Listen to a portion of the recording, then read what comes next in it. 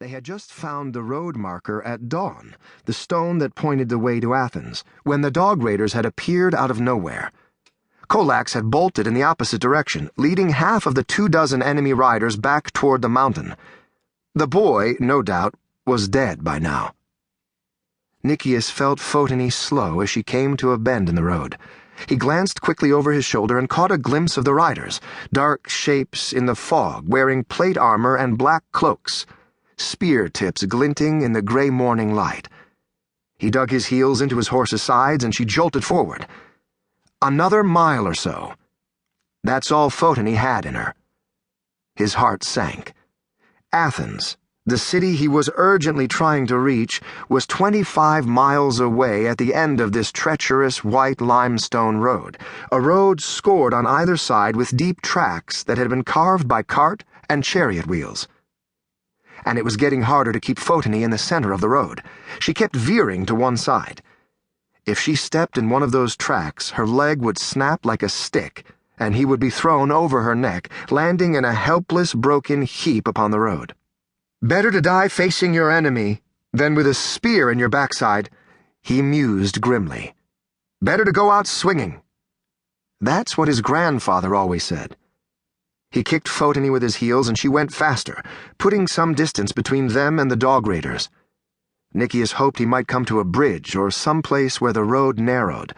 There, at least, he could make a stand, using his bow and arrow to kill the enemy horses from a distance, blocking the way with their corpses.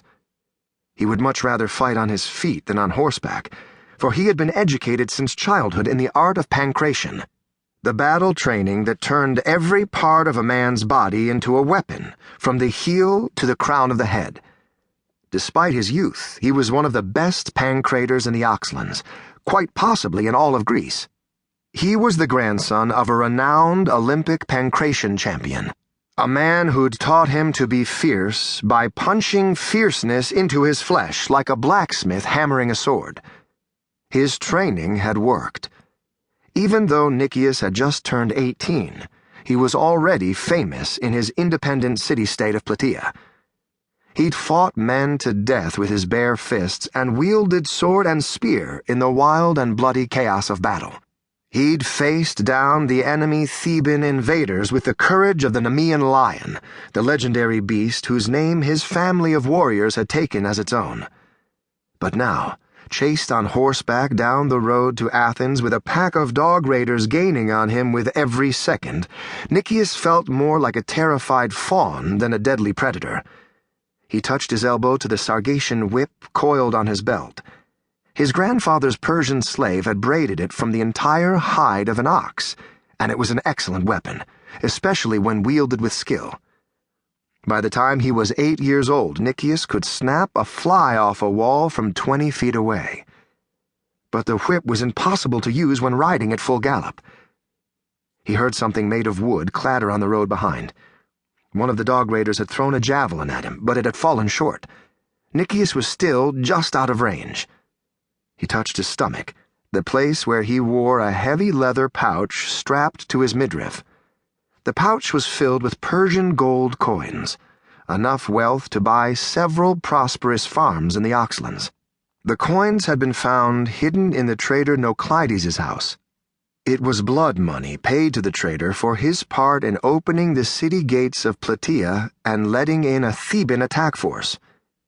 A little more than a week had passed since that terrible night, the night when Nikias' mother and most of his friends had been killed by the invaders. But the Thebans had failed to conquer Plataea. Nikias planned to use this tainted fortune in Persian gold to lure a small army of mercenaries back to Plataea to help defend the walled citadel from Plataea's newest threat, an army of Spartans that had appeared in the Oxlands hard on the heels of the defeated Thebans.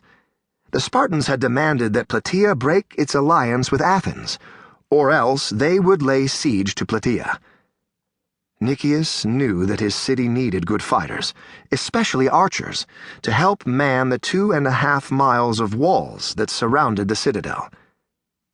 Too many good Plataean warriors had been killed during the Theban sneak attack. But to get to Athens and its abundance of sellswords, Nikias had to first pass